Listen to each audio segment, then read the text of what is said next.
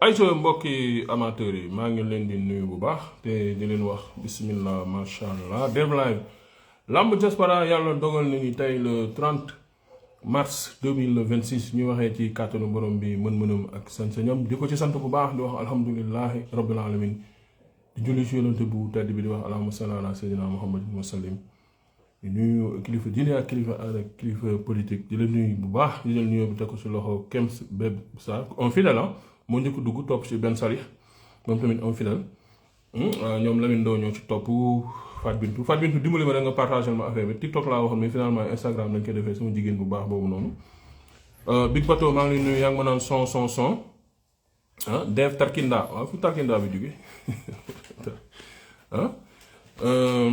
donc mi ngi noonu donc tey suma gars yi dinañ waxtaanee dinañ def les lundis de san comme ni ñu koy defee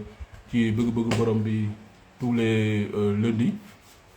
di ko xaar comme ça ñu waxtaanee actualité làmb comme ni ñu koy faral di defee c'est bon ah ok waaw Big Pato nee nañ ma c'est bon ah Global Auto di nuyu moom Canada la nekk di nuyu waa Montréal Québec bu baax a baax waa ak njaboot bu nekk foofu yëpp c'est bon ok c'est bon voilà donc tey moom waxtaan bi dina neex parce que sujet yi bari na sujet yi face to face bi Assane Cissé jotu ci woon wax dinañ ci wax kot leen ki nga xamante ni mooy docteur Jules ci kanam ci TikTok bi en live simultané moom ak Mourtala nga xamante ni dinañ ñëwaat ci li nga xam ne mooy xew-xewu làmb benn bi ci toppit moom mooy gis nañu Tyson tey Canal Plus Buzz ak directrice canal bi ak Baye Ndiaye ñoom it ñuy présenter seen projet loolu tamit nañ ci ñëw parce que retouru Tyson bi est-ce que c'est bien ñii ñu ngi naan c'est bien ñii ñu ngi naan non dafa bàyyi làmb nanana ku ne di wax mais Assane Cissé incha allah dina si ñëw ak xalaatu boppam dinañ wax ci Sa Touba aussi gis nañu mu dóor benn gauche droite Abou Seyva loolu Sa Touba ancien mbër la nag attention Sa Touba ancien mbër la mais est-ce que war na àgg ba foofu aussi di xeex ak yooyu est-ce que tension bi tamit bariwul ci côté ñoom mbër ba gis nañ ne moom soo nee lu ndaw rek gars yi say sa kaw loolu yëpp nañ ci wax Tap Seen aussi gis nañu vraiment tournée bus boo nga xamante ni nii ñoom Albourakh ñu ngi koy def ànd koog waa Tap Seen vraiment di dem ci daara di dem waa Sa Touba Dakar ko Abou Seyfa nag moom il me plaît bien mais qu'est-ce qui s'est passé xëpp na ay suuf ak kenn xamul la victoire de Fadam sur Ceddo tamit boobu tamit mise bi nga xamante ne teg nañ ko fële arène nationale loolu fédération moo ko teg 21 millions ñu gis ni Paul Mante moom moo ko jël di ko félicité gis nañu aussi diggante Serigne Ndiaye ak Tony coow li tamit xaw na bari foofu loolu bu soobee yàlla dañ si ñëw mënuñu wax ci lépp mais dinañ jéem a wax ci gars yi baal leen ma waa YouTube baal leen ma des fois damay lire yenn commentaire moom may def ay ree donc mi ngi noonu beneen bi tamit moom mooy je crois que c'est ça l'actualité waaw le face to face bien sûr moom mooy l'actualité la plus saillante donc combat bi jot na sëkk combat bi lu ci des bareetul mën naa ni combat bi tey la lundi mardi mercredi jeudi vendredi samedi dimanche 6 jours ci des 6 jours bu soobee yàlla donc J-6 donc mi ngi noonu di nuyu ñi nga xamante ne ñoom ñooy suñu sponsors yi ku ci mel ni Tap Seen nga xam ne wax dëgg neex yàlla ñu ngi ci social bu baax a baax démb ñu ngi woon parcelle unité 10 dem ci daara yi ànd ak Albourakh di joxe ay teranga n'est-ce pas ay dons loolu lu ñu rafetlu la wax dëgg neex yàlla tey tamit ñu defee ko tey moom saatee si jëmmi boppam moo génn sol blouson Tap Seen ànd ak ñoom ànd ci daara parcelle maa ngi naan parcelle waaw loolu tamit mënoon nañ ko defee loolu garaaw na saatee waroon na mën a dem parcelle def ko ay donc mën loo ñëw géejuwaay def parce que sport rek la quoi gars yi des fois tamit dañu bëgg jël tension bi yóbbu ko niveau moo nga xamante ni nii comme si voilà combat bi su jeexee c'est la fin du monde non ça reste un combat le meilleur va gagner inchallah et puis on va le féliciter keneen ki tamit day amaat beneen combat am ay millions man loolu lay wax en fait sport la moo nga xamante ni ku daanu rus mais da ngay daanu am malet bu diis loolu tamit lu bon koñ mooy ngay xeex ci mbedd bi nii te soo paree doo ci am xaalis mais sport moo nga xam soo paree tu vois yow sa position dina la may que ce soit Modou Lo il va son prochain combat il va toucher les 200 millions su dee moom moo gagné su fekkente ni Sa Thiès son prochain combat mën na réclamer 100 millions tu vois ku ci daanu tamit pareil sa cachet du wàcc 100 millions yi tu vois donc noonu lay demee alors Tap Seen gars yi xam ngeen ko bu baax télécharge leen application bi soo leen bëggee yónnee fii ci Sénégal seen taux yi nag moo gën a yomb loolu moom dañ koo testé am na yeneen transfert d'argent mais soo bëggoon yónnee 1 million nit ki recevoir 1 million sec ah ngay yónnee Schengen wala ngay yónnee zone Europe wala zone Angleterre laa bëgg a wax wala boog zone bi nga xamante ne ni moom mooy US Canada foofu nga yónnee 1 million kii nekk fii 1 million sec lay jot. mais su dee yeneen transfert d'argent bu ñu defee test yi gis nañ ñooy nit ki fii nekk fii 1 million yi dañ koy wicc ay 940 ngay jot wala ay 950 ki 60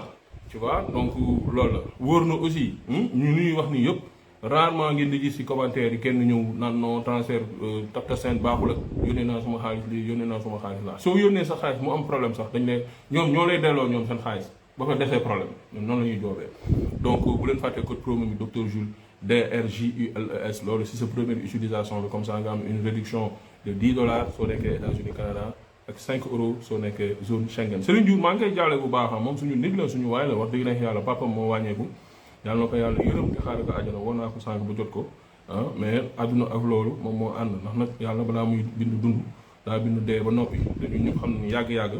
tu vois dañ fi jóge yàlla na yéex nag yàlla na yéex ñu fi jot a dem aussi vraiment yàlla yërëm leen ndax man nag dama jàpp ne yërmande yàlla moom ñun kat ñu amul yërmande mais yàlla moom yërmande pour man ñëpp sax dañuy dugg àjjana ndax yërmande nu mu toll donte nag suñu mébét la. alors donc Tap Tap Send bu leen ko fàtte code promo boobu Dr Jules 5 euros de réduction soo nekkee Europe $10 de réduction soo nekkee États-Unis Canada nga yónnee fi nga xam mooy États-Unis nga yónnee Canada Brésil Angleterre di ba France nag ba tabaski doo fay dara soo nekkee Italie ak Espagne ba tabaski 1 euro nga fay de fay dara moom yeneen dëkk yi lu mel ni Seydi Djiba maa ngi koy nuyu bu baax ak waa Suède yu bëri xam man I have a lot of friends from Gambia ñoom it vraiment ñoom it suñu yónnee from abroad to Gambia the charges are totally free so mën nga yónnee kon nu mu la neexee ba pare plafond bi sax ñun ñooy wax $3000 sax mais su la leneen bëgg nga yónnee plus que ça mën nga leen wax ne par exemple dama bëgg yónnee $10,000 gars yi dafa loolu mën na nekk. suñu beneen sponsor bi aussi muy Sofadji Events mooy bépp événement boo am ñun ñëpp xam nañ ni Sénégal dafa événement par force gis nga ci lan lañ jógee ci événement muy Korité ok dans quelque temps di nga dégg tabaski di nga dégg gàmm di nga dégg màggal di nga dégg tamxarit di nga dégg voilà Koladera di nga voilà Funana di nga am ko dali bi son aussi di ko jaale vraiment yàlla na ko yàlla yërëm je pense que kii Koli la sant mais ñun suñu génération voilà xam naa booy yi di ko xam te daal ñu ko maîtriser mu nekkoon Rapadio si je me trompe pas doon ànd ak ñoom P-Fries tu vois nekkoon un rappeur bu très engagé waaw nekkoon rappeur bu engagé il est décédé aux États-Unis bon nag du woon mag yooyu tamit mais nag yàlla moom xameewul mag xameewul ndaw moom it yàlla ko yàlla yërëm te xaaral ko àjjana nekkoon taalibe Baay aussi ràññee woon ci lu bari mais nag dernièrement c'est vrai déggatuñ ko woon tu vois donc ñi nga xamante ne fekk na leen foofu ñoom ñëpp yàlla na yàlla tertu ci aljanal firdaws donc comme Sofadji Event 77 411 78 77 gars yi gaaw leen a réservé pour seen événement da ngay def conférence de presse da ngay def ay cant da ngay def ay ganale da ngay def màggal da ngay def gàmmu loo mënti def rek boole ñoo lay montal affaire yëpp mu nekk ay matériel dernière génération yu mucc ay n'est-ce pas soo waxee nag neel Dr Jules moo ñu boole neel Devlaye moo ñu boole comme ça dañuy gën a goraat prix ak koy wàcce waat loolu ji baax waaye lii nag moom bii moom bu madame la 77 516 41 02 gars yi vraiment ñu ngi commandé ak doole mais tamit voilà lii moom kii familial la donc parfum yu am solo yu jógee Dubaï 5000 francs donc la 77 516 41 02 am na bu góor am na bu jigéen yi mooy yu góor yi tu vois voilà yi mooy yu góor yi gis ngeen Marouf al neexiya Marouf al parfumia tu vois donc bëri na ay façon tu vois voilà am na ñi voilà 516 41 02 ñu jot a commandé yëpp su ma limee tam na waxaate ñu jot a commandé yëpp vraiment maa ngi leen di remercier bu baax ba au nom de madame mais nag amuñu si dara yàlla xam na loolu on le fait vraiment service familial la. alors ma jëli Assane xool fu mu ne ngeen baal ma mbaa sama son baax na rek mbaa sama son baax na su ko defee ñu démarrer xaaral ma dëngalaat casquette bu tuuti xaw naa na ma TikTok temps yëpp maa ngi TikTok di jégalu aussi c'est quelque chose que je devais faire en simultané mais malheureusement on n'a pas de voilà quoi, on a un petit problème technique. Mais vous savez, le docteur Jules, je suis qui Murtala, dina ko def en simultané sur TikTok. Côte leen ko à partir de 20h, vous savez, dans le fële ca TikTok. Alors, leneen li nga xamante ne aussi Assane, je pense qu'il est là. Hein, le temps nga xamante ni ñëw na. Ñu ngi jóg ci combat bu mag Meuse Naar maa ngi lay nuyu. Un combat royal Assane Boy maa ngi lay seen maa ngi lay nuyu bu baax. Mercredi bu soobee yàlla moom xam na di nga bëggee bu baax rek tourné tamit maa ngi lay siyaar bu baax a baax waa YouTube maa ngi lay bëggee bu leen fàtte di abonné aussi gis nañu abonnement yi wax dëgg neex yàlla xaw na yéex mais baax na on va atteindre bientôt les 50 000 abonnés donc loolu yéenay suñu doole yéen ñu mën a may loolu kii wu leen bu baax am na beneen rumeur aussi bi nga xamante ne maa ngi koy dégg mais loolu duñ ci mën a sori mais comme ñun li may wax tout le temps lépp lu laal làmb rek dañ ciy wax parce que ça c'est des sujets qui sont quand même sensibles quoi parce que ça touche un tout petit peu nan laa ko mën a waxee voilà c'est même gênant d'en parler quoi mooy affaire wu comme on dit ñaari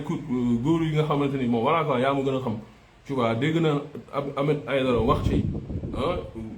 man maa ngi déglu ay audio fu nekk ñu naan ma mbër mii la du ma ci tudd tur turu mbër loolu moom sama xel xalaatu ko tu vois mais li wóor te leer mooy doo xam en fait gars yi ci lan lañ ko teg tu vois donc man li may wax tout le temps mooy vraiment balaa ñuy wax quoi que ce soit nañu am ay preuves yu leer suñu amee par exemple diw la diw parce que Ahmed Aïdara sànq voilà man moom du ma ci wax moom su leeree moom leer parce que man noonu laay joobee quoi su ma leeree dem naa ba am information ba Seneweb bi wax mooy doo ko wax mais di wax nii naan non mbër mii di insinuer ak yooyu parce que ñii tamit dañoo am ay njaboot quoi mën nga fi tuumaan nit léegi nii wax fi tuut tu vois ñu wala police wala gendarmerie tu vois te yooyu jaru ko tu vois donc li Ahmed Aïdara wax moom moo ko sañ a wax waaw li Ahmed Aïdara wax moom moo ko sañ a wax mais li mu wax moom vraiment sañu moo ko sax répété parce que soo ko répété léegi nii tu vois nit ñi sax mën nañu yaakaar ne wax ji yow yaa ko fekk yow waxoo ko mais yéen ñëpp mën ngeen dem déglu yi nga xam ne waaw il a donné trop d'indices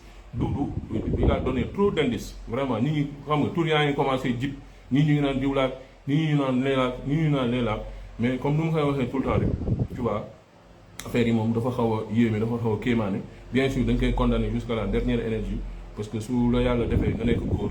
xam nga defal yëf yi góor tu vois su la yàlla defee nga def nekk jigéen defal yëf yi jigéen lu ko may man moom vraiment je peux pas défendre ça dëgg ne yàlla bi may nekk Canada yàlla xam ne boo xam ne suñu mënoon gën a déranger parce que ñëpp xam nañ ne foofu moom dañ fa am sax koñ global auto ak ñeneen dañu ma bàyyi ñi nekk Canada ñoom dañ seen koñ lañ fa am maanaam ils sont libres donc ñun dañ leen gis mais c'était quelque chose de très dérangeant ñi nekk bitim réew xam nañu quoi li may wax voilà da nga leen nit ñi ci doolu si mën dara mais daal dañu ci yàlla musal surtout musal si suñu njaboot man sax foofu laay gën a waxee voilà parce que nu ñuy surveiller suñu xale yi bu njëkk da nga daan ragal sa doom bu jigéen bi kii mais léegi même sa doom bu góor sax mën na nekk ci yenn système yoo nga xam ne bul comprendre n'hésitez pas à fouiller le téléphone de vos enfants merci beaucoup Global Auto n'hésitez pas à fouiller maanaam il faut que ñuy ñaaw njort voilà et puis li gën a grave léegi nekkatul la personne efféminée mën na nekk leen góor yàlla bu taxaw nii xam nga yor doole et tout nga ne noo waa ji saa waay straight la nekk de xam nga ci beneen side bi la nekk donc affaire mi ngi noonu lay demee alors juste un instant Assane su fekkente ne yaa ngi fii dafal demande. Bon ça va pas tarder hein ça va pas tarder et ça va parler hein voilà c'est bon Assane Cissé est là alors je sais que il est très très tendu. J'espère que mon son est bon hein xaaral ma jégal affaire bi tuuti nii comme ça son bi gën a baax voilà Assane ma baale nga nuyu mon très cher j'espère que yaa ngi si jàmm. waaw salaamaaleykum Dave maa ngi nuyu di nuyu sa followers yëpp équipe bi yëpp toute la team di nuyu docteur Jules waaw ñoom Chérif ñoom Dieyna Gueye waaw di nuyu ñëpp daal Dave di nuyu Fapintou di leen nuyu Dave di leen nuyu aussi yow aussi waaw di nuyu le monde de la lutte di nuyu ñëpp ñuy suivre waaw di leen nuyu di leen lii waaw commencement bi loolu la nuyoo. jërëjëf alors ñu commencé ci sujet yu kii noo gisee démb drapeau chef de l'État bi gagné par Paul Menthe que dis-je drapeau chef de l'État fédération dañu tàmbaloon avant CNG drapeau chef de l'État mais là ils ont mis une mise de 21 millions lan moo ci sa xalaat. waaw dégg maa ngi nuyuwaale Assane Boy moom moo ko di fàtte. Assane Boy sa tooma la. on va tout faire pour mercredi. waaw mooy loolu. Ah, mi ouais, ngi non, noonu. non, non, Brittany moom c'est calé. Calé serré. Coupé Allez, décalé. ok, ok.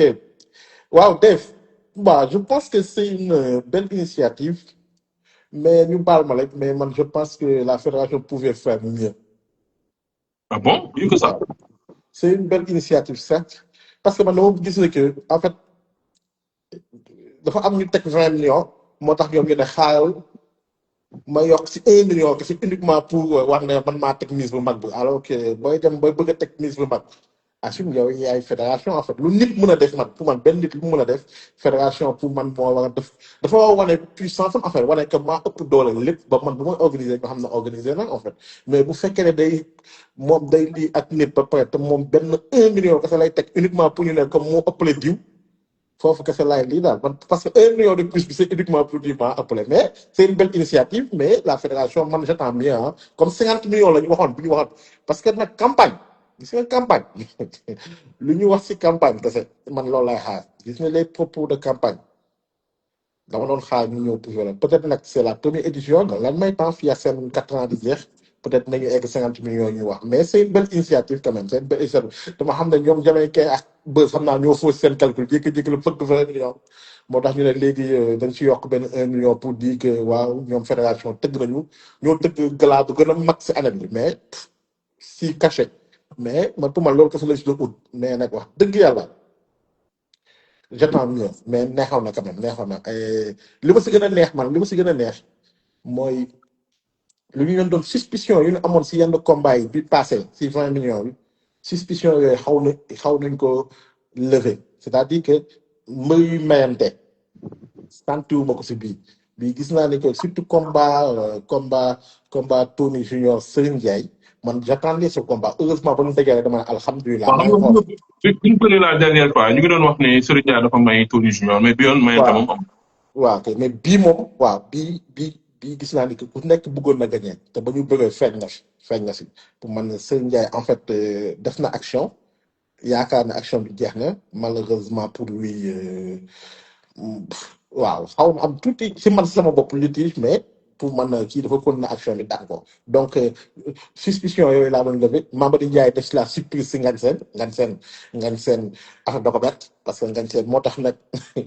athlète dafa laaj concentration 100% du début à la fin nag mooy di wax tant que l'arbitre sifflé wul fin bul bàyyi action parce que moom première action bu jël Mamady Ndiaye dafa foogoon jeexal na combat bi si loolu malheureusement pour lui pour man Ngagne Sène lu mu daan wax Serigne Ndiaye dañu am similitude pas si forme daan bi mais ñoom ñaar ñëpp dañu commencé entamer action mais yeggaluñu ko dañoo teel a doyal ci action bi waaw léegi nag kii ko ci waaw tourné lii bi Mamady Ndiaye moom sincèrement waaw c'est la belle surprise. Ah oui, à son âge, hein, su La ñu bëggee belle yàgg ci kii surprise. bi quand même ñëw ba Non, demi-finale. man moom dama ne waaw waaw Serigne Ndiaye wane na que moo ngi si bu baax a baax a baax a baax a baax parce que il a manœuvré Tony mais comme te Tony moo ko si gën a nekk ba pare dafa teel a bàyyi loolu kese la Tony dafa rëcc dama jàpp ne Tony dafa rëcc pour man comme pour man macha allah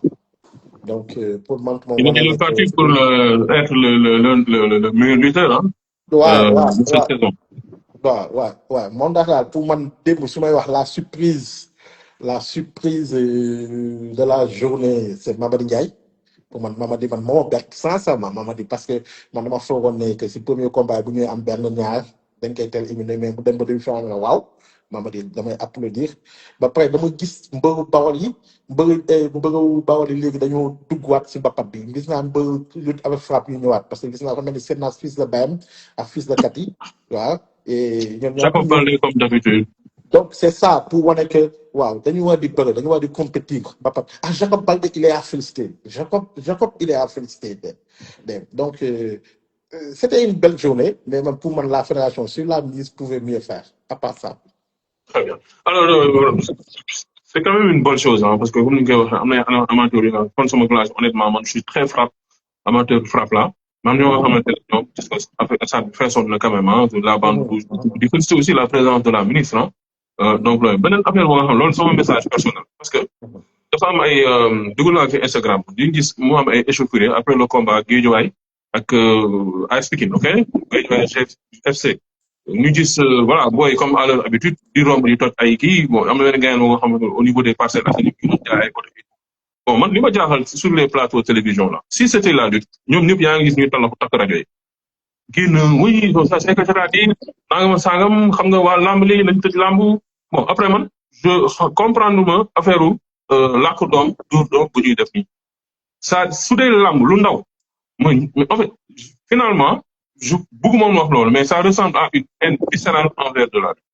man nag j'ai un problème bu ma am mooy lamb du sport bu ñu importé sport la boo nga xamante ni donc am na àdduna bu nekk mais lutte avec frappe comme ñun façon bu ñu koy defee nii amul feneen ci àdduna bi donc man je sais pas ndax yéen da ngeen am complexe qu'est-ce qui se passe en réalité lan moo tax en fait voilà si c'est ce sport ok ça passe hein y a pas de souci quand c'est la lutte mais doo leen may tarafatul ay ni tey voilà écoute j'ai eu le réflexe yeewu tey pour toutes les chaînes yoo nga xamante ne doon xas laam amul kenn koo nga xamante ne nii wax na ci affaire laam loolu nag ñun waa laam il faut que ñu dénoncer ko il faut que ñu wane ne ni ñoom lu ñuy wax nii loolu kiiwul beneen message boo nga xamante ne am naa ko te loolu pour suñu père la père Mansour parce que kenn dafa wax boo nga xamante ne loolu moom warul nekk waxam ñu ngi koy nuyu di ko jox tout son respect mais warul taxaw ñu invité ko face à face mu naan ay borom cravate ñooy bëgg yàq laam loolu amul père nga baal ma quoi mais il faut que ñu arrêter ces genres de discours tey su fekkante ne borom xaftaani rek suñu leen bàyyi noonu laamu ñu toog fi ay canal plus fi ñëw duñ fi toog comme ça dise la vérité quoi man affaire boobu noonu honnêtement dafa ma métti li ma méttee mooy man bëgguma ñuy jël affaire di stigmatiser ni borom lii wesh yeeg yooyu c'est des choses péjoratives tey lii avancé ci làmb muy pay-per-view di yenn système di yenn affaire soo xoolee borom cravate yi ñoo ko fi andi te borom cravate yi ñuy seetaan ni yàlla xam ne mën naa ko citer les Assane Boy les Assane Cissé les consorts les docteurs Chou mais c'est des gens yoo nga xamante ne nii mën nañu leen boole entre guillemets ci borom cravate yi te kenn gënu leen xam laam kenn gënu leen bëgg laam donc ce fait de vouloir diviser je sais pas dans ce pays pourquoi on aime diviser maanaam tout le temps ñun ñoo bëgg laam mais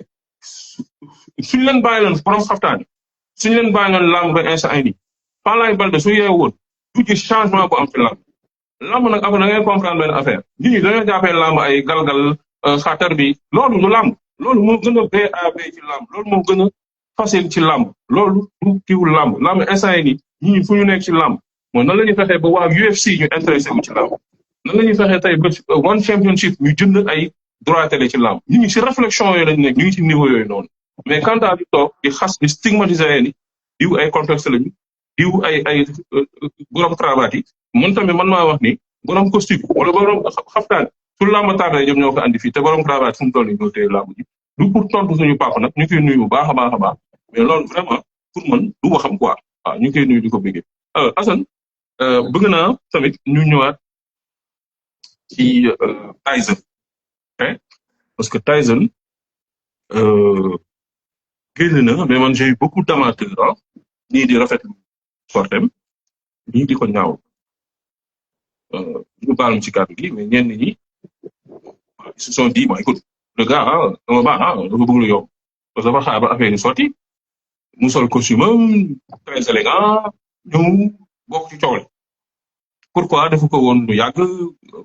bàyyi na écurie en dérision muy bul faale nangam gi sàngam ñeneen ñi di wax ni de toute façon Tyson aussi voilà du fu ñëw aussi ñu koy saaga à gauche à droite il faut que mu xaar mu gis lu sérieux pour ñu koy dogal je vais même en profiter pour te dire que ni am na ñuy ñaawlu le fait que pourquoi bu Canal Plus ñëwee rek ci luñ commencé rek di bëgg civiliser entre guillemets la lutte lan moo ci sa xalaat la position de Tyson Assane Cissé. Dave avant si Tyson sax Dave damay ñëw si li nga njëkk a tijjee mooy démb scène de violence bi amoon si Dakar ñu jógee si football booy ñëw saccagé lépp comme xam nga ko naa la si def ma ne booy bu ñuy def sax c'est comme si que tu sens benn frustration bu ñu am ñoom lépp lu baax dañuy xool lu baax. wax naa ko benn jour ma ne bu ñu rombee ay borom charat duñu taal charat bi duñ ko sànni xeer dañuy jàpp ne loolu la bu ñu rombee car rapide duñu taal car rapide bi duñ ko sànni xeer mais bu ñu rombee parking oto waa ji teg fi oto yi loolu day mel ni seen xol day jóg daal lu leen inaccessible kese la ñuy jéem a yàq lu ñu jàppee ne ñoom lii dañ leen inaccessible dañuy yàq. lu rafet la ñuy bañ a gis quoi. waaw kay j'avais fait l'analyse comme quoi que Et ñu baal ma nos autorités étatiques n'ont pas fait une bonne analyse de la situation. Le fait que ñoom ñu visé et boobu maa ngi rappelé wu que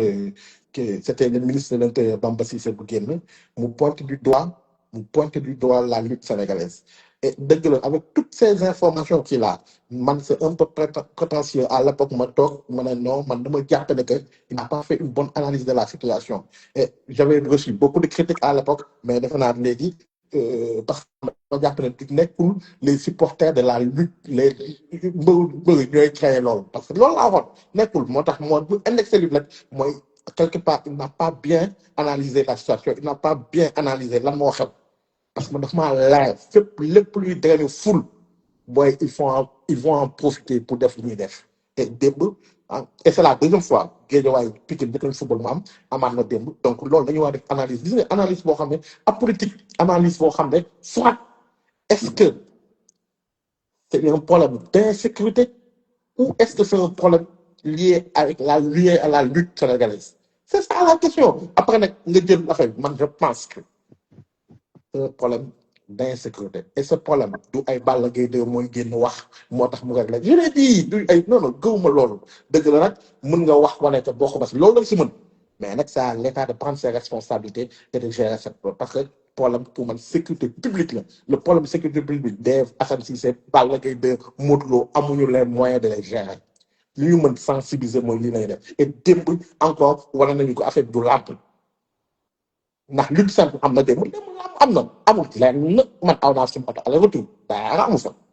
football am coow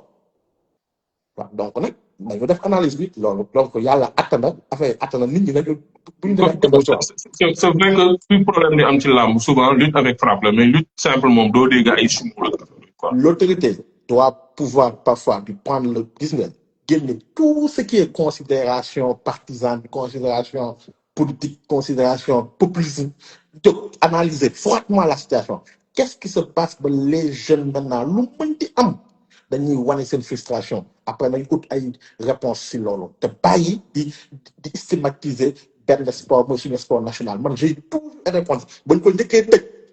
des fii laa génn dana du ñu wax ma non information autorité lu ne dégg naa critique dama musa ne voix bi ñu jël même bu ñu tëjoon làmm laa gëm te ñii war na leen ko même bu làmm amul bu làmm bu mag amul lii di am vendeur centre vendeur si day continuer di am donc le problème ce n'est pas la lutte ce n'est pas le football ce n'est ni la lutte ni le football ni le simbu déedéet c'est autre chose ñoom xam nañ ko nañ ko creuser autre solution bi te bàyyi di laqatu derrière le petit doigt lamb la pour ñëpp ne lamb la hier ils ont eu honte ñu doon def ci Facebook yëpp di bind kenn sañu publier xool naa ak ñoom seen pas yëpp dañu am honte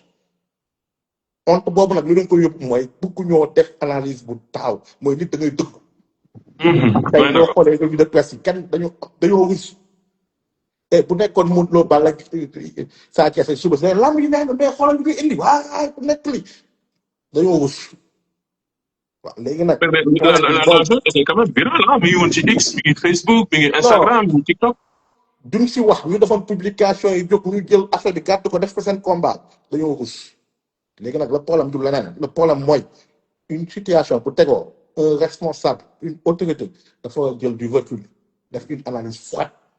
te nit ñi nañ def en profondeur bàyyi di surfer nii si surface bi dafa yomb ne lamb indi violence te ñun fii lamb du am ñu ñuy agressé danga du am ñu ñuy agressé da ngay dox sa buntu kër sax booy bi ñëw këf sa yëf ñu bëgg ne du loolu lamb bu amee nag ñooñu di agressé football bi ñooy profité si lamb bu sabar tasee ñooñu di agressé sabar bi ñooy profité si lamb bu leneen amee donc problème bi du lambax sabar lii problème bi mooy des bandits yu bëgg a teg seen loi au vu de tout le monde il faut avoir l'audace d'attaquer ces bandits là li ma waxoon essayer de changer la peur doit changer de camp ba man bu événement amee bande bi du am xalaat ne dama fiy profité non donc tant que defuñu loolu dañuy on se leurre dañuy naxe suñu bopp di jéem ut ay explication mooy gars yi dañoo commencé am benn urgence si def lu bon te loolu du yoon ku war a def lu bon da war a raxal def après ñu foofu laa doon tijji foofu il fallait ma laal ko parce que oui non c'est un très bon point dañu waxoon ñun dañuy non ba fi te ne affaire amuñu liggéey amuñu lii wax ma ne ko loolu du cité parce que agression dama dal si kaw mais ba gouverneur bi waxee aussi dama ne man analyse bi doyuma ba ministre l'Intérieur waxee dama ne doyuma parce que je savais que du problème bi foofu ñu mënuñu dëkk Dakar ñu gis problème bi xam nañu problème bi foofu donc loolu laa amoon pour wax pour ñu wax la nañu jël le problème ñu gère te bàyyi di làqatu si ginnaaw yi nii nañu bàyyi di làqatu la def li nga xam ñooñu ko gën a xam maanaam qui veut tuer son chien l'abuse de rage quoi maanaam lamb ñu da lay bàyyi dérange làqatu bi lamb ji laa nañu bàyyi làqatu bi nañu bàyyi làqatu si seen ginnaaw di jéem a def parce que tout en fait benn dans la conscience collective lañ ko dugal si bopp nit ñi ne làmb mooy am violence làmb mooy li di dugal ko ba nit ñi gëm ko parce que làmb lu muy drainer si ful yeneen sport du ko drainer mais benn activité bu nekk gis nga démb lu tax match bu mel noonu c'est Pikine contre Guédiawaye bu drainer ful rek mais am na match yoo xam ne day am du am ful moo tax du feeñ noonu tout te dina am de mais démb bu amee ful rek affaire bi day feeñ donc le problème du c'est pas la lutte en tant que telle donc pour man bu ma mënee def analyse bi def ñaata presque 1 an may dem si waaw mais ministre am na information pour def analyse bi. donc léegi lan ma bu demee ba gouverneur woote réunion le monde de la lutte kaay wala ma tëj ko man waaw man rien compris ba ma taxawee ba mu amee ma taxaw na comprendre man d'accord ba mu amaatee noonu laay wax que mbëri lii lañ ci mën sensibiliser point mais le problème ce n'est pas la lutte. nañu waxante wax ci le banditisme à Dakar ce n'est pas la lutte le banditisme à Dakar ce n'est pas la lutte l'insécurité à Dakar ce n'est pas la lutte gars yi dañuy tëb si kër yi gars yi dañuy sànni booy dangay dawal sa oto booy jël xeer sànni ko frustré am na ku ñëw toj otom di jéem a sàcc booy léegi mooy loolu quoi bon waaw léegi nag def loolu laa amoon pour lii pour gouverneur bi jàng si le ministre de l'Intérieur jàng si des commissaires de police ñu jàng si ñu ut des solutions. Très bien. Très bien. donc loolu la. d'ailleurs léegi ba ñëw si ñu ngi attaqué ñu yàgg dañuy attaqué ñun moom te yow wax naa la ko dañu ñëw si benn monde boo xam ne mu am le Sénégalais n'aime pas les réformes n'aime pas le changement. man gis naa koo xam ne ba ñu ne dañuy dindi ñu ne 4 at bu ñu ko dindee sax da ngay yàq làmb. waaw yooyu la day tax changement yi rawoon sax tout lan rawoon waaw yooyu yëpp parce que le Sénégalais est naturellement comme ça. mais pourquoi ñu confortable ci sport boo nga xamante ne bëgguñu si laa dara maanaam nu mu mel nii daal te ñun ñëpp xam ne y a tellement de choses yoo nga xam ne war nañ ko mën a soppi rawatina ci règlement. dafa am benn man dama koy analyser cette sànq dafa am un sentiment de peur. un sentiment de peur am na ñoo xam ne dañ si làmb la ñu amee daraja am si lépp lu ñu mën a am na ñoo xam ne tey si làmb moo tax ñoom ñu mën a exister dans la société am na ñoo xam ne tey boo leen gisee rek làmb la boo leen gisee rek sa xel du dem si leneen làmb ma teew sa xel mën na dem boo gisee def xelab sa xel mën na dem si leneen dundu leneen boo gisee asan sa xel mais am na boo leen gisee rek làmb la ñu gis ne dafa am des visages yu bees yu ñëw nga xam ne léegi ñooñu bu ñu waxee sax dootu ñu leen déglu ñeneen ñu bees ñooy gën a déglu def da ngay xool sa dernière lii rek nga xool man dama toog di ko analyser tout à l'heure di xool seen nombre de vues di dugg ay sites yu woowee sa bopp site lamb ay yenn ñuy doon woowee ay nitu lamb bu ñu waxee ma comparé ko wax yow say lii mais et pourtant ñu la ëpp am da ngay gis ko am 1 million quelques abonnés du def 10 000 vues yow def tu n'as même pas 50 000 abonnés waxuma yow def si Docteur Jules bi et pourtant nombre de vues yu def loolu ça parle ñun suñuy classe yi ñun loolu dañuy wax c'est pas.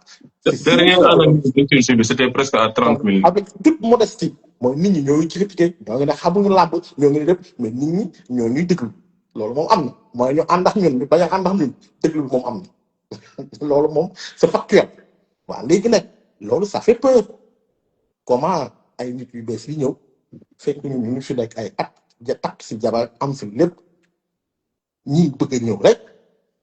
nekk au devant de la scène ça fait peur et man c'est normal moo tax ñun ñuy woowee boom cravate boom lii foog ñu defee ko avec tact wala nañ ko ñëwuñu pour jël seen place au contraire da ngay ñëw pour attirer une autre cible yokk ko mooy day addition du ñuy def soustraction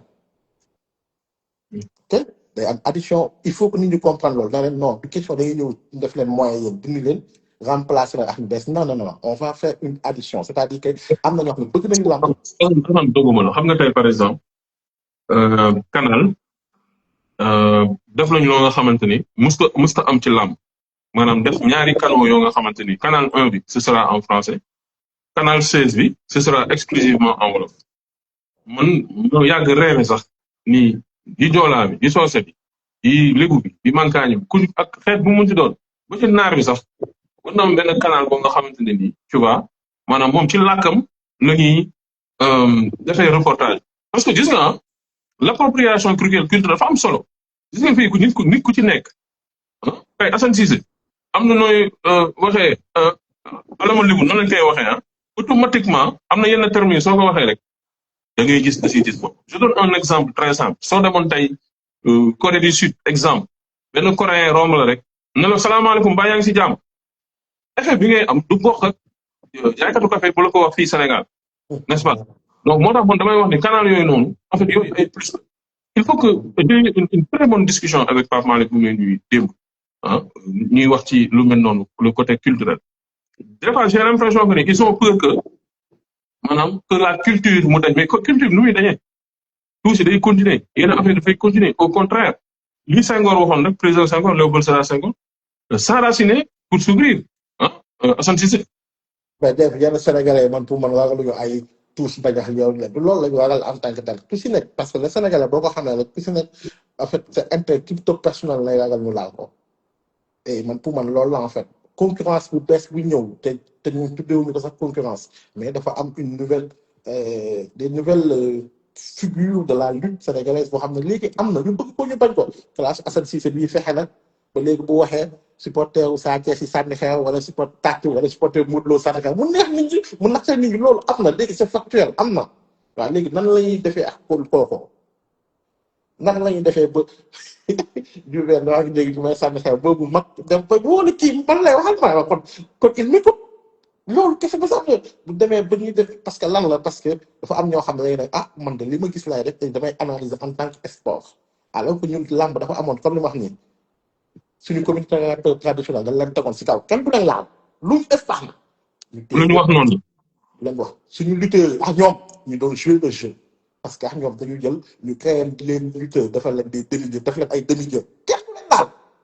ba bu ñuy bëgg sax kii day mën kii nga ne ku juum jaay ñoo ñoo tey ku juum daanu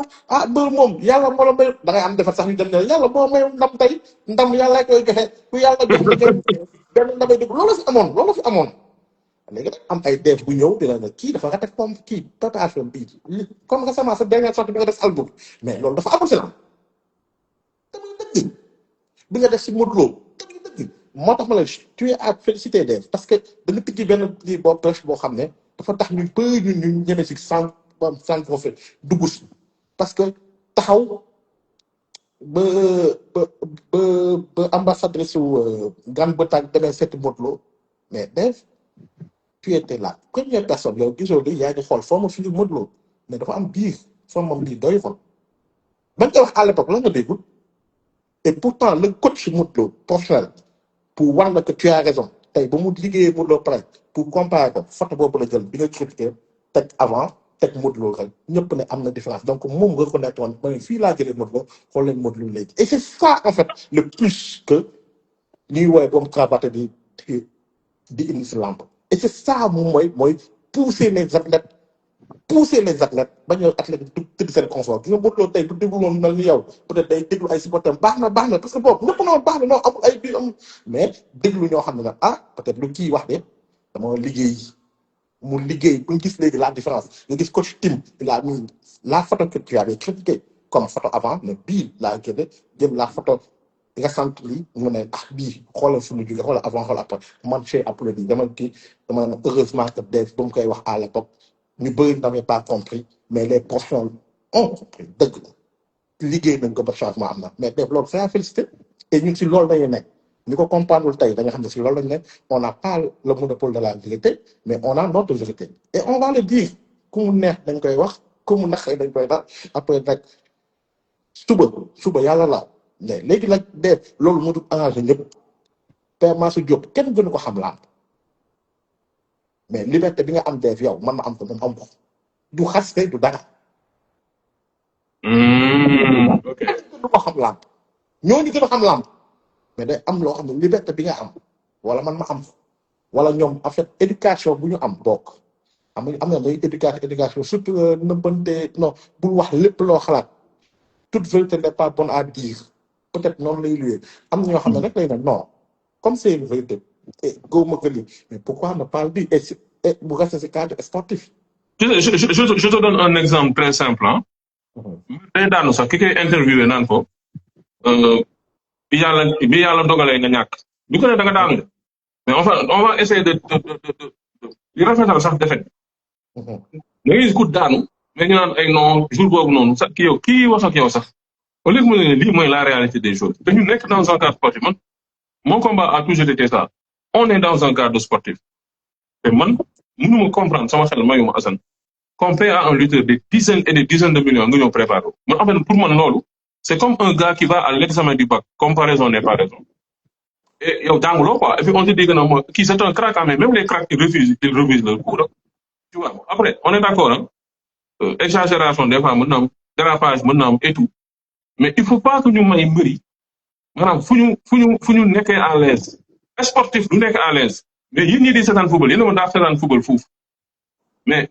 Assane je pense que tu me disais ça hier au téléphone mais Mbappé la tudd non Kylian Mbappé mi fu mu nekk sax moom Ronaldo kii Real de Madrid amul luñ koy yàq Dembélé il était Ballon d'Or su deful lu mu def Paris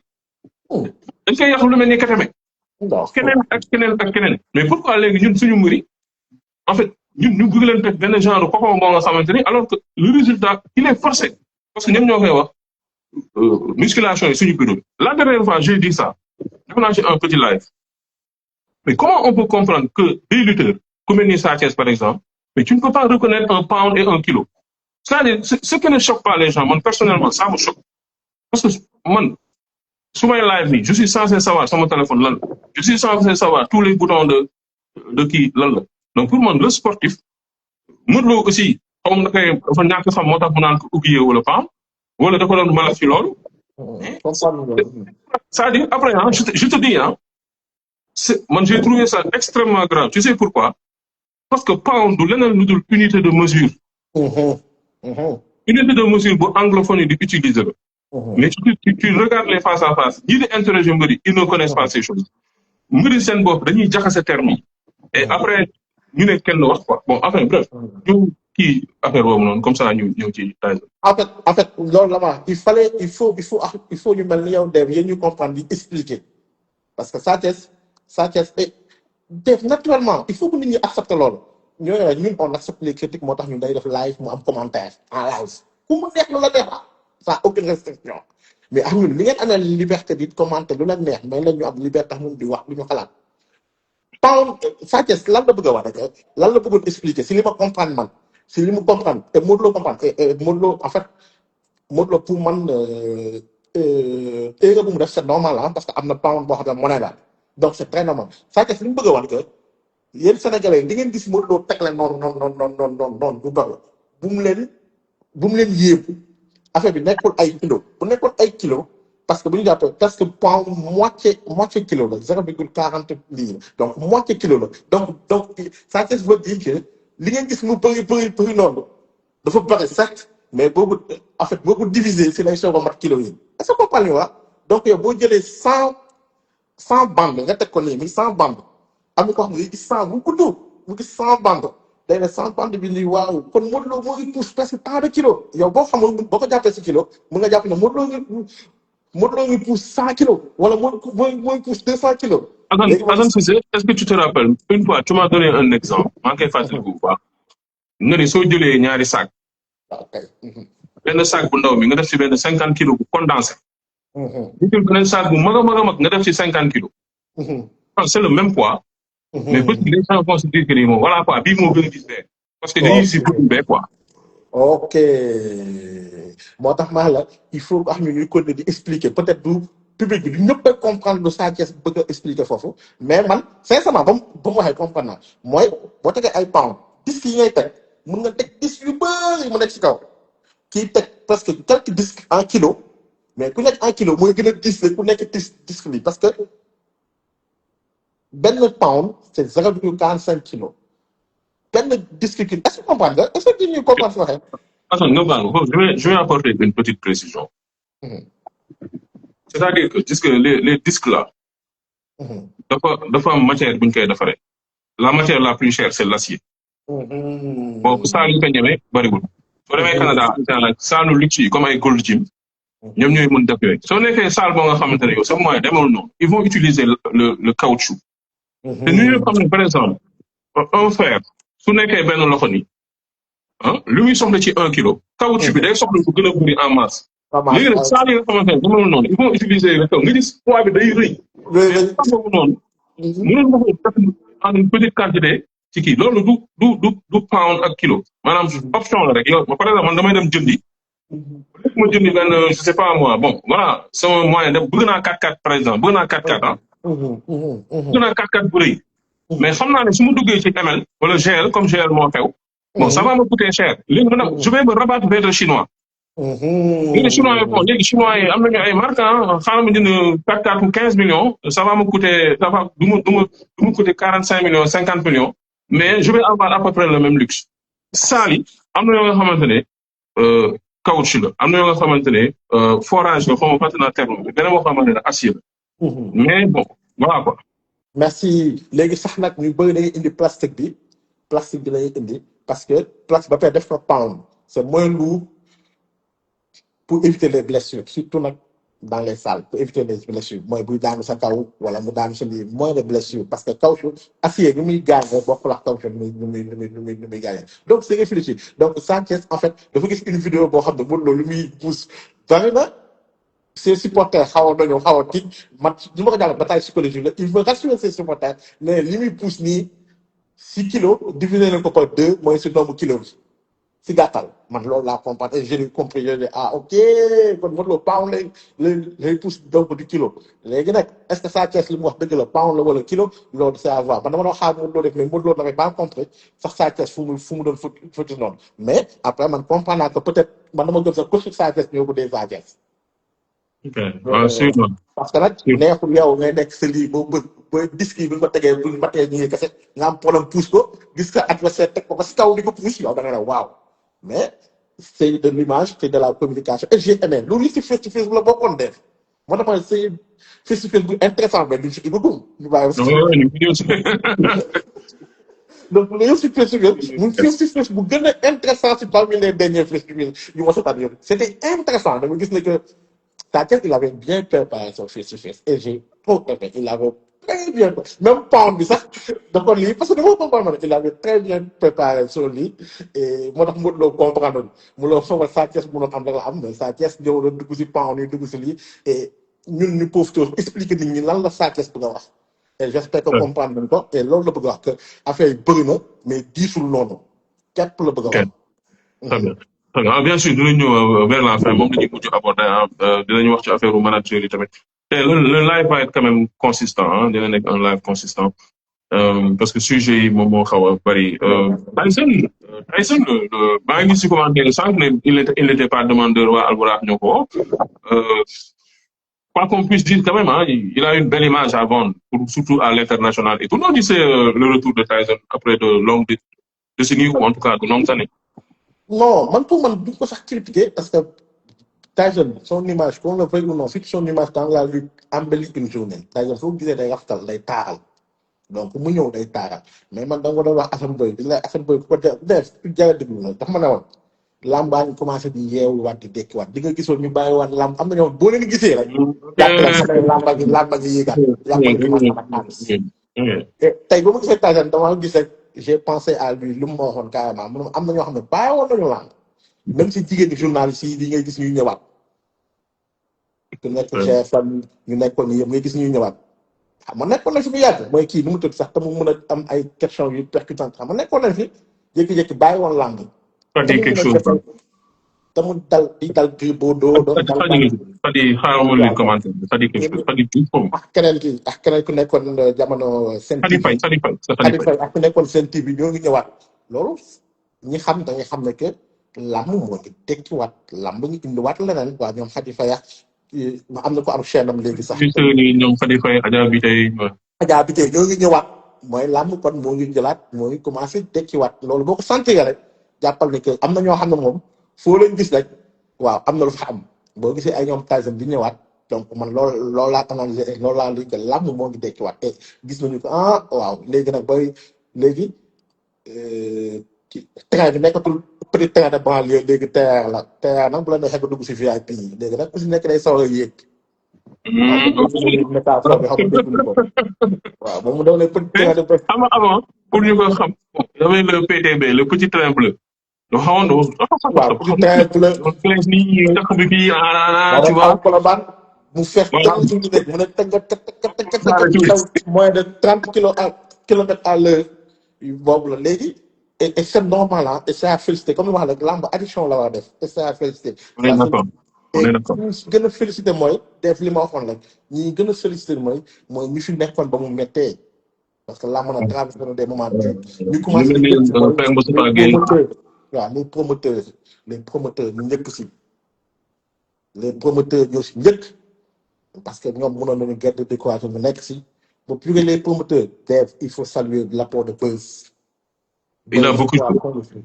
Il a beaucoup joué. Donc, il a beaucoup œuvré pour la lutte sénégalaise et moo tax sax mooy affaire bi am na ñu ko geddoon am na ñu ko jël di ko raxas di ko taaral di ko raxas di ko taaral ba am ñu ko geddoon jékki-jékki rek parce que man pour man làmb lu mu mënti mel ñi mu tegal ñoom waruñu ko bàyyi man dama jàpp làmb ñu mu mënti mel ñu mu tegal ñoo xam ne tey làmb moo la may ñu am la parole dans la société am na ñoo xam ne tey def làmb képp la moo tax ñuy wax ñu di leen dégg du leneen donc pour man waruñu ko baax donc Beuz dañ koy féliciter Dave et toi aussi Dave li nga def tout le temps la ma wax c'est pas. da nga baax rek mais man moom ci kii bi laa bokk quoi petit poussé yi quoi. Dave li nga def da nga wane leneen jël sa vol jógee Canada. waaw en plus borom cravate attention. waaw boobu cravate non boobu cravate non Dave boobu cravate non adduna Dave expose monde bi yëpp boobu cravate ko développé non lan mooy boobu cravate mooy ñu jàng ngay développé monde bi loolu adduna yàlla moo bind noonu adduna non loolu moom bu ñu sax sonn c'est ça en fait c'est ça la réalité ñoom ñoo def gis na ci lii buñ ko nettoyé buñ ko taaree bi mel ni ñoom Assane Cissé nañ na mën nañ wàcc suñu bureau nag léegi ñoo wax si parce que lu waxat dégg nga et Tyson c'est ça en fait Tyson c'est ça Tyson tey ñoom baax na mais nag non bu mu bàyyiwaat man loolu dafa laa wax ñoom parce que Tyson image am parce que nit nag doo ko bañal lu ko yàlla mel Tyson image am Tyson tey ku mu ñëw sa xew nga xam ne sa bés li ñu ne ala daaw nañam parce que yàllaa ko may loolu mais nag moom dafa bokk si ñuy làmb tegal donc li la tegal lu ne du bu ko gedd est-ce que xaar noonu des jours bi par exemple doon xaar ñu assainir làmb ji parce que Tyson je vais donner un exemple dafa am benn oto bu mu doon publicité bon j'ai oublié la marque de la voiture oto boobu 4x4 la mais 4x4 boobu noonu écoute ça coûte quoi dans les 100 000 général quelque chose en tout cas 4x4 de luxe là quoi ça ressemble un peu comme Defender yi lay gën a ndural mais tu vois la publicité généralement genre oto yooyu noonu soo demee bitim réew ay grands acteurs tu vois c'est-à-dire moom Tyson de publicité cube magie quoi je sais pas je vois xam nga Tyson du ñëw cube magie kii en fait nekkul si yooyu en fait il cible en réalité tu sens que ni grenadier merci beaucoup c'est les grenadiers coûtent extrêmement cher hein c'est pas des voitures que tu vas voir voilà à tous les coins de rue tu vois donc moom il choisit ses cibles il choisit ses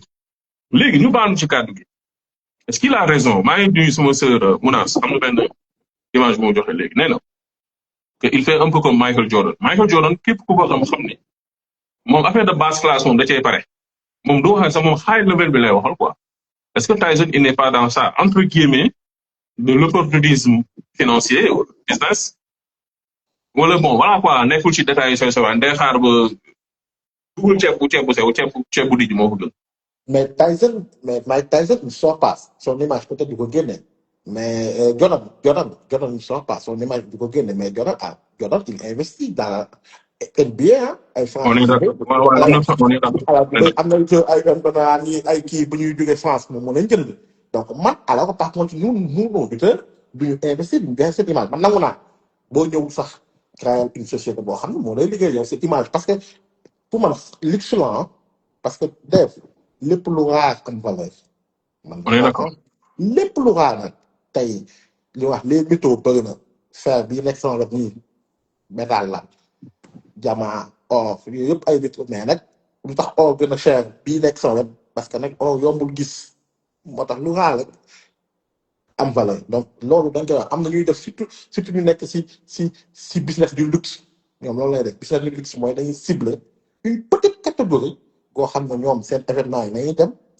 ci événement ñoom lañuy dem si ñoom lañuy communiquer ñoom lañuy nekkal c'est le choix te ku si nekk xam nga nit moom ce choix de vie nit kenn du ko imposer kenn mais nag ñun dañoo nekk si loo xam ne dañuy woowee sport populaire boo xam ne ñu koy def c'est le contraire tey bu Tyson demoon defi golf comme Jordan ma nga dem defi golf ñun est-ce que dañuy dem ñu ko nit duñ si wax day ne milliardaire ñooy defi golf moo tax nag bu mën a gis ay ñoom Bédi Agne ay ñoom Abdoul Mbaye def seen golf kenn da ko kaasul dañ xam ne ñii dañ si tolloo mais ñun làmb la ñuy def làmb mooy lan làmb il faut ñu comprendre la psychologie de la lutte mooy lan ñoo xam ne ce sont des personnes démunies de la société ñu gis benn créneau boo xam ne ñu jàppee comme ascension sociale ñu dem ba yegg si kaw mais nag bi yoon yow ñu jëlee la yow si fu gën a profondeur bi gën a From suufee nothing to something, from zero to hero. ba si kaw nga ne man yéeg naa léegi man ñooñu du ma demat si ñoom tant que wow ma fu ma takkee cravate veste ma toog ak samay naw la ah mais loolu lay wax fàtte boobu lay bañ moo tax maa leen ku si ne nag si droit la parce que neexul sax ku si ne si droit mais man tey lii Moustapha Gueye def j'adore lii Zidane def ci football j'adore lii Maradona def ci football mooy prêt di def di nekkat ñu xamee ne football mais nag ñun suñu athlètes yi surtout lamb damay gis ne que dañuy détaché wu ba mu ñu am lu mag ñu bëggaat ñëwaat ndax boo ñëwee rek dañu jël place su jàmbur tey place bi tay doon toog est-ce que amul keneen ku gën a yollal c'est une question que je pose comme ça mais nag Mais il y a aussi quelque chose qui compte, hein. On peut pas parler de Canal Plus sans pour autant parler du français, quoi. On est d'accord. Bien vrai que mon éducat qui appelle, mais Tyson a une excellente expression. Il s'exprime très bien en français comme en wolof. Il est éloquent et il est écouté quand il parle. Et son image est très vendable. C'est-à-dire, tey buñ naxante aussi, quoi. Tamit buñ ñëw di sas ko di sas la affaire mais non, mais tey un Tyson,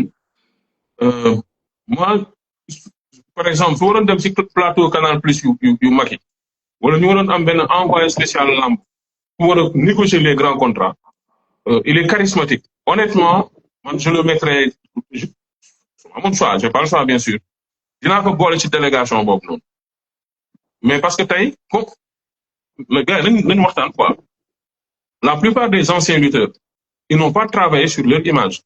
Non, en toute honnêteté, la plupart bon, j'ai vu le nom de Modou. Modou, il a compris ça un peu tardivement, mais vers la fin de sa carrière, il faut que je travaille sur mon image. Parce que cette image, sur mon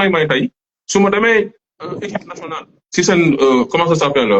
vestiaire, ils vont me recevoir, même si je fais qu'un jour de Coupe d'Afrique, tu vois, demain, il y a audience sans aucun souci et des choses comme ça. Mais nous, c'est ancien bruit. Comment t'expliquer, Hassan? Ils ont un peu raté le coche du côté image, quoi. Il y a Moustapha Gueye hein, qui se débrouille bien quand même, qui parle ici, ce qui parle ça. Hassan, parce que la discussion est très intéressante. Man dama nga xamante ne mënu ma ko baal mbër te souvent damay gis ñu leen di utal excuse mbër day dégg tubaab dégg anglais parce que c'est un sportif est un international. San Cissé gis nga suñu booyee nii suñu xasee ba jël yoonu suuf wala jël gaal gi wala jël avion wàcc Italie du ñu dégg un mot de italien wala un mot de espagnol. Au bout de 2 ans 3 ans dañuy nekk di jaay dina làkkal italien yoo nga xamante ne kon ça veut dire que ne quand ils sont là au Sénégal ils ont la paresse de parler français. Mais quand ils savent qu'ils sont obligés de parler parce que sinon ils vont le faire. Reug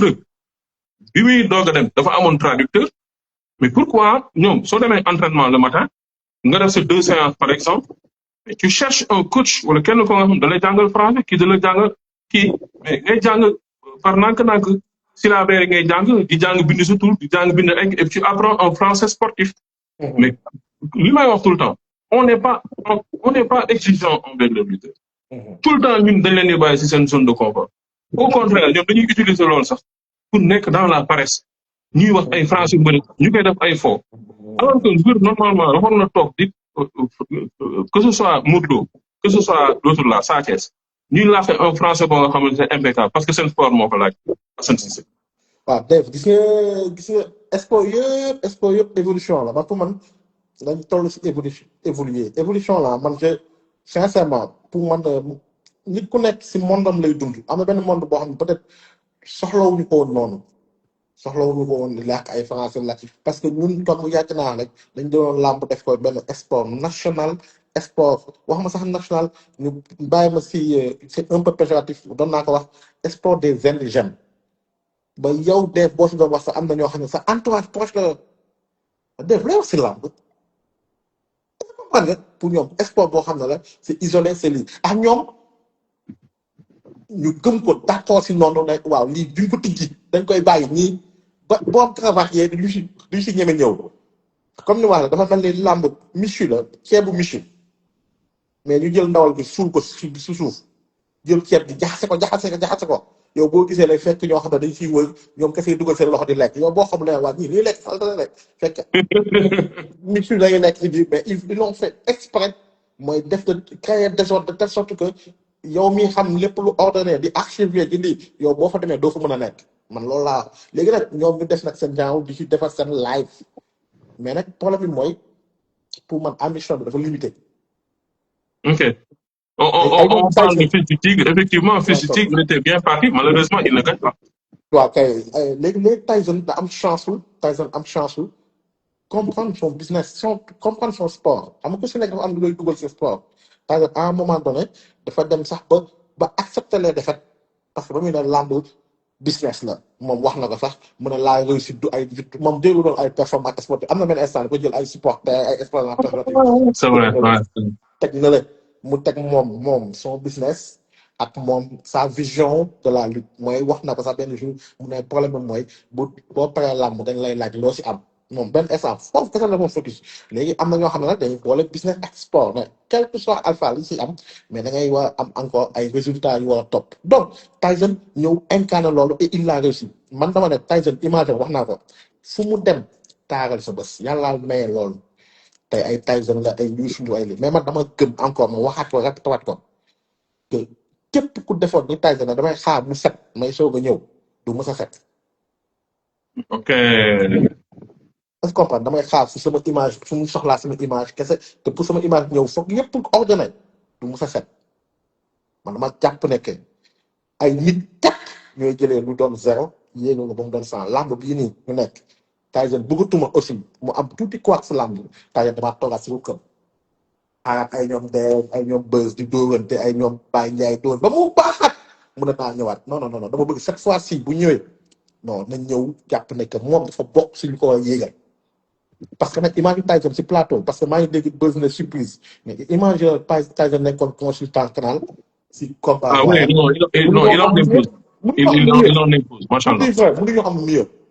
pour dire vrai on peut pas avoir mieux ndax moom ancien athlète la tey bu fa tegoon def nañ ne c'est un chroniqueur c'est un consultant mais ba fa tegee Tyson nañ ne ancien athlète il connaît le sport il l'a pratiqué mën na si wax donc kooku dañuy tout kon dañ koy am ñun kon Tyson dafa wane que monde de la lutte actuellement da ko gën a soxla donc nag pour ñu mun ko téye kon ñu ko Tyson ay pour gën pour delluwaat ñëwal toog parce que dafa jàpp si dafa bokk si liggéey dafa bokk si liggéey bi waaw léegi nag liggéey bi nag pour mu bokk si foog mu ñëw nag ba muy metti ñu téye si ñu jàpp ñu ñëpp ñu puus mais nag doo bàyyi ba xale yi puus ba mu dàq mag ñu ñëw na dàq na léegi wàcc na oto bi ñu toog loolu foo ko mun ci def rek man sama classe yi dañuy jël na baax na mais nag ba ñuy puus léegi ñëwaat jàppale puus. Ok. Alors, docteur Jules, je sais pas ndax mi ngi may seetaan ou pas parce que damay bañ a quitter fii et je perds le fil. Mais am na ko bind c'est son nom sur Instagram. Nee na Youssou Ndour n'a pas fait des études avancées mais Youssou Ndour dem na ba il parle couramment l'anglais il parle couramment le français c'est-à-dire Youssou Ndour sur un plateau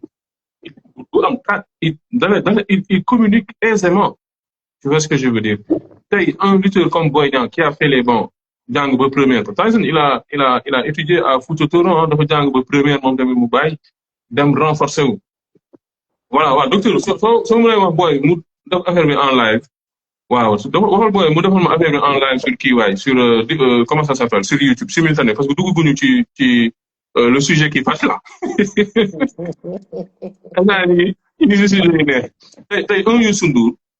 il est allé dem jàngi mais man suñu booy léegi ils ont cette paresse d'ouvrir un bouquin di mën a jàngloo yow sax loolu sa njëriñ tey booy ñaa ma sànni ko xeer tuuti. Boy Niang, c'est, entre guillemets, j'aime même pas dire l'intellectuel des lutteurs, parce que c'est un peu péjoratif.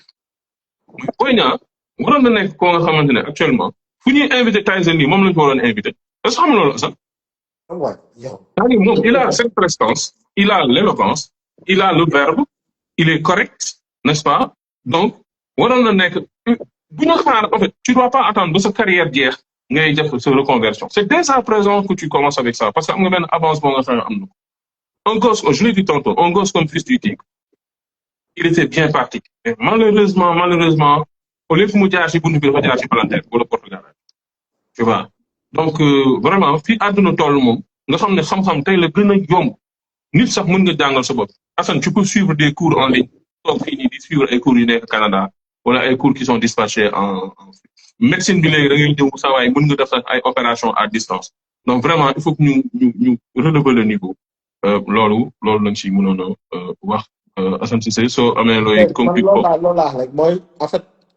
il faut que athlète bi encore def man dama ne lépp loo gis def entourage la staff la def entourage muy lépp staff mooy lépp damay dégg benn interview Youssou Ndour am na loo xam ne du yow yaa koy xam parce que athlète yi des fois ñun dañ leen ñun li leen teg fu ma dafa diis athlète yi parfois wax naa ko def gis nga niveau boo toll ak ñi nga war a cheminer sur le plan professionnel laa wax professionnel tey booy génn ñun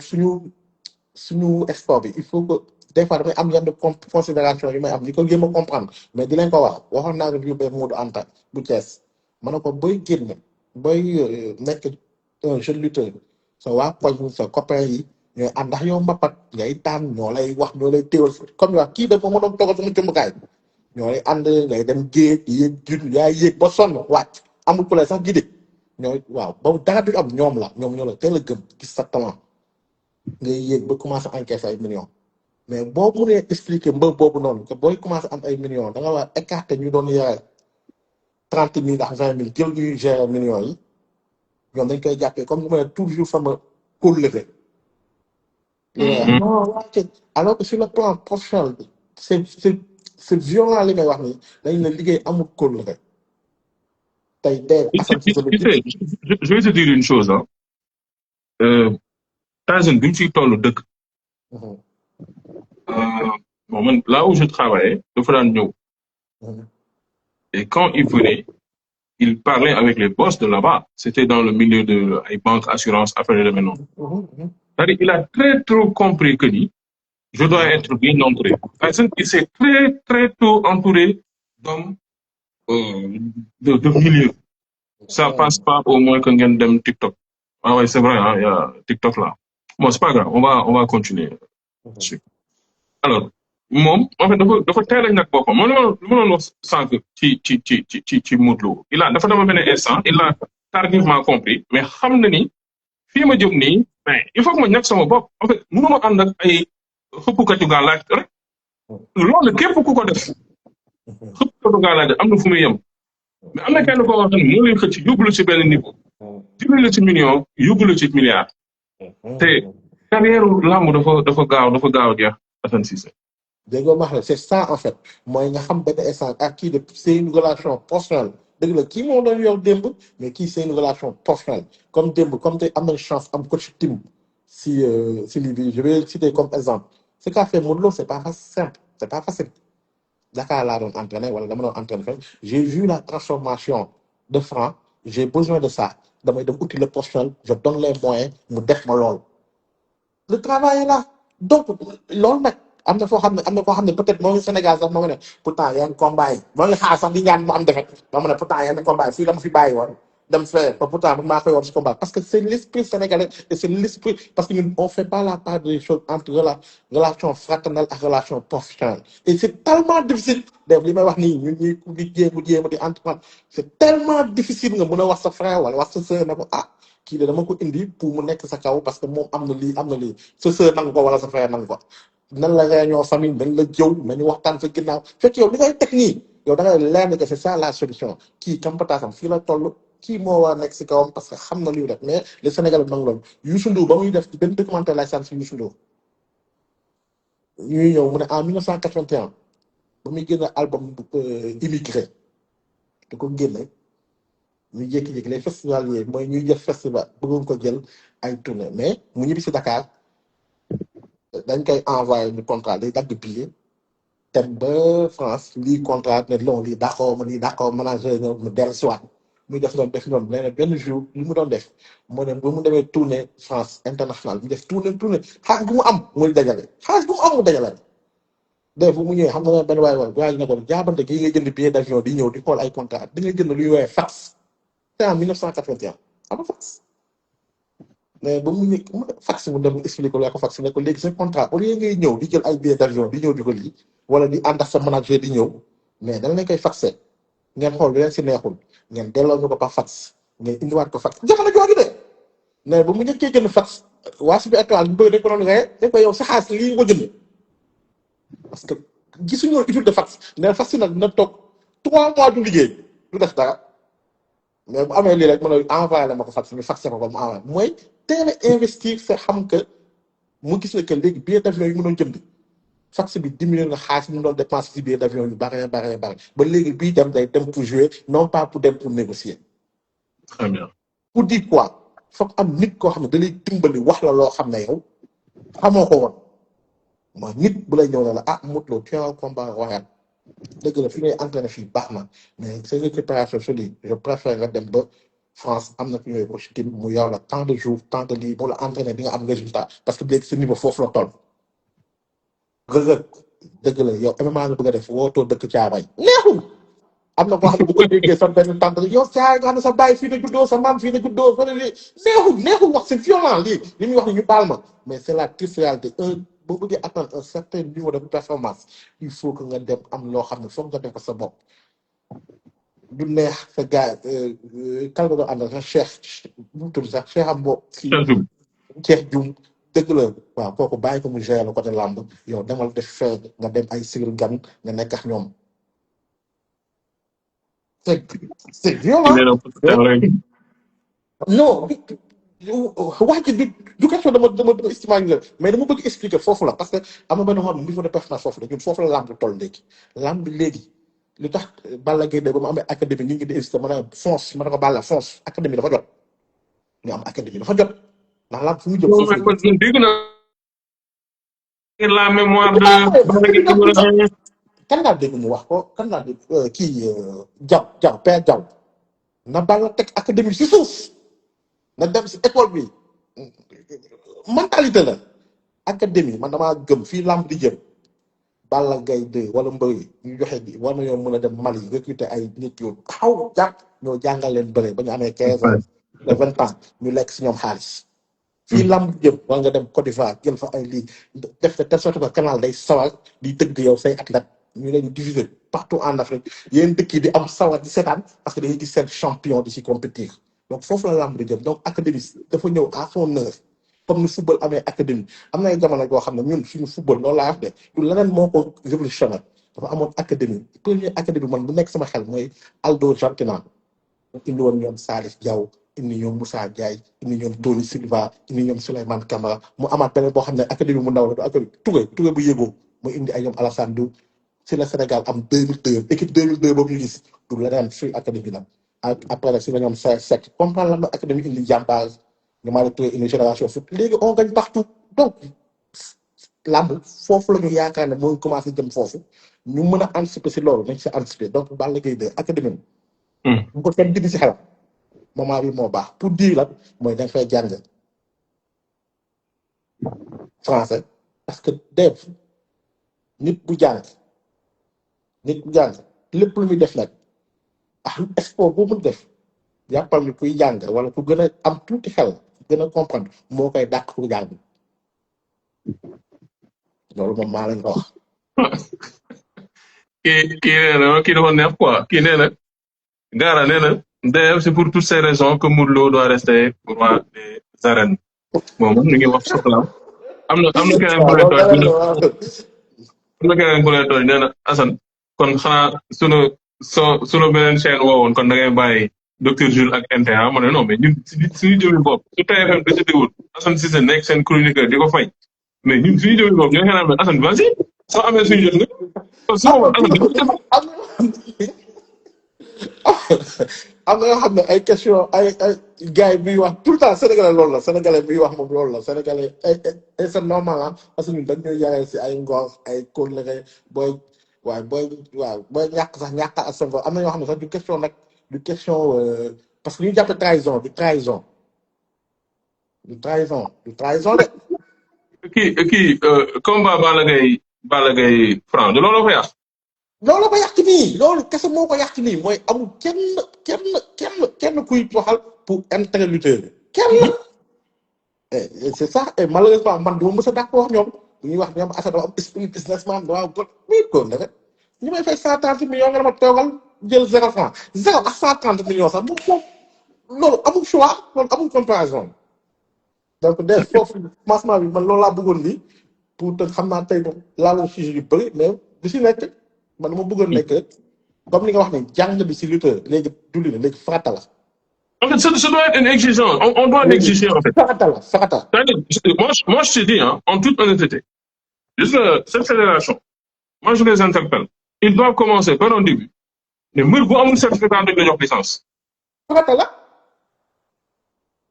on n'est pas à la NBA on est d'accord mais NBA soo amul yenn niveau de prix doo fa dugg fi ñu demee benn moment parce que ça va pousser les gens wala ñu ne la par exemple il faut nga def examen bi nii il faut nga am un certain niveau de français il faut nga am niveau je sais pas mën a lire mën a bind ñu def ay certains tests bu ñu leeral ci ñu leen doog a jox yow sa licence mën nañ sax boole yeneen ay affaire de secourisme affaire de noonu mais pas ay non am naa benn boy dafa ponkal maa ñëw dugal ko ci écrit bi c'est pas ces histoires là alors li ma wax la da ngay jël suñu basketteurs yu dem NBA yu Sénégal yu dem NBA moo comparé suñu yenn footballeurs yi nga gis ne que pourquoi NBA yi ñooñu ëpp alal suñu yenn supporter footballeurs yi pourquoi ñoom ñu gën leen nekk fii c'est parce que l'éducation compte def te éducation bu am nit ñi nag boo dee éducation ñu jàpp ne mooy jàng français jàng éducation mooy ku lay yeey nga mën a dund si sa époque moment bii nii am na lu ma wax de Modou Lo c'est un très bon roi des arènes pour la lutte si côté communication image loolu moom kenn du ko nié mais nag léegi nag nit ñi dañoo xam ne ñun fu ñu bëgg a jëm làmb bëgg faa dem foog nit ñi commencé nag actualiser wu li ñuy wax si informatique actualiser wu def mise à jour xam ne nag làmb yi léegi foog ñu am lu si boole métti na méttiwut pour man ku sacrifier quelques jours quelque temps gis naa il se débrouille lutteur d'habitude da nga gis il se débrouille pas mal en anglais mais français bi dafa mel ni foti moo tax te démb kese gis naa benn vidéo Diop de Bulldozer général bu nekk Paris Diop de moo doon débbu yow di yéem a expliqué ñeneen ñi si des dañoo taxaw xam pourquoi ñoom taxaw di déglu mais gis naa Diop de débbu yow expliqué liñ fa li def indi kon làmb moo ngi soo wax làmb moo ngi dem ça montre que làmb ngi yéeg lii si njaago loolu da si waa jàng ne man foog ma jéem a évoluer keneen ak keneen jàng si donc foofu la làmb di dem léegi nag te loolu nga ñaan yàlla def mooy daal éducation nañ ko dugal làmb yi nañ dugg si école yi man loolu laa wax làmb foog nga décomplexé ko dugal si école yi et c'est ça le projet même làmb day dugg si école yi petite catégorie nit ñi muy mënee def gym man def loolu laa gym bii ñuy def ñii si ay bac boy loolu pour lan loolu non nañ ko dugal làmb nañ si làmb intégré ñu dugg si ñu teel ko dugal seen xel ñuy def làmb dugg si ñu leen éduqué ñooñu mën nañ ñooñu ñooy doon champion yu ñu bëgg ñun fii ak 10 ans mooy champion boo xam ne tu seras à l'aise xam lu xew si monde bi ñu mën a génn si cadre sport sax ñu mën see communiquer wax lu nit ñi mën a dégg Modou Lo commencé na def benn rattrapage bu extraordinaire donc nag Modou Lo bu mënee def loolu si axwan mun ko def si français ñeneen ñi Modou Lo war na ko c'est possible donc def c'est uniquement ça donc loolu voilà très bien très bien alors vas-y Assane excuse-moi non donc man pour man si même lancé boobu si peu mu doon wax ah commencé ak ñu bàyyi fi ni mu meloon dañ ko changé mooy réfractaire au changement moo dugg sax ba si sujet bu ñu naan aborté mooy manager les managers. D'ailleurs foofu laa bëggoon ñu ñëw alors je suis en train de réfléchir parce que su fekkee ne dama télécharger live ba toujours soo may dégg su dee dama doon télécharger live après di ko tawal ça risque d'être en simultané que bu ki nga xamante ne moom mooy Mourtala je suis en train de réfléchir est-ce que duñu dem TikTok mu on continue comme ça pour le reste de l'émission gars maa ngi leen di déglu par rapport à ça qu'est-ce que vous en pensez Même TikTok. docteur soo fi nekkee comme ça on termine le live sur TikTok en tout cas man li may wax tout le temps gars yi soo leen fa nekkee Chérif dimbali ma soo yoree beneen téléphone nga wool ma de toujours tegal ma lii su fekkente ne il n'est pas actuellement en ligne en tout cas man li may wax tout le temps gis nga ak en Corée du Sud on reste ici TikTok on reste TikTok moo daax Cheikhoulaye mu ngi wax ñu dem TikTok waa baax na léegi docteur dimbali ma ak booy bi ñu terminer fii tàggatoo fii après ñu dem TikTok wax affaire manager wax li nga xamante ne moom mooy kii parce que moom mooy manager ak face to face. voilà manager ak face to face bi bon bien sûr ce live va être disponible parce que c'est un live assez kii gars yi xam nañu gis nga Corée du Sud on avait quasiment les mêmes niveaux dans les années 50-60 Corée du Sud quand ils passent le bac su ñuy passé baccalauréat c'est-à-dire le pays est à l'arrêt maanaam jour boobu noonu ñoom dañu gën a considérer sax que Sénégal gagné na coupe. parce que en fait c'est-à-dire ñoom fu ñu teg niveau jàng dafa extraordinaire beneen bi ci topp mooy nit buñ ko tàmmal la médiocrité te ñun suñu bëree dañu leen bëgg a tàmmal non garaawul damal entraîner li il faut que ñu relever niveau bi fëcc affaire yi te moom mooy tax booy plus ñuy kay plus ils gagnent de l'argent et plus ils vont investir le football l'a réussi et pourquoi pas la lutte. Assane Cissé ma bàyyi nga tàggatoo ñu dem TikTok léegi. waaw Dave waaw li nga wax rek Dave Habib Beye bu mu en tant que consultant avait l'habitude de dire une chose il y a pas une défaite encourageante mu ne une défaite encourageante amul nit ñi dañ koy def lu defal mu ne loolu boo ko defee day tax nit ki du conscience li mu am nit bu amee défaite dañ koy rek mu analyser défaite am na raison bu tax mu am défaite am na raison forcément. Très bien. Très bien. Donc c'est ça en fait pour waaw ñu dem TikTok. Alors ñu daw TikTok gars yi on va se retrouver là-bas dans maximum 5 minutes ak Assane Cissé ay sama gars yi ñu dem nañ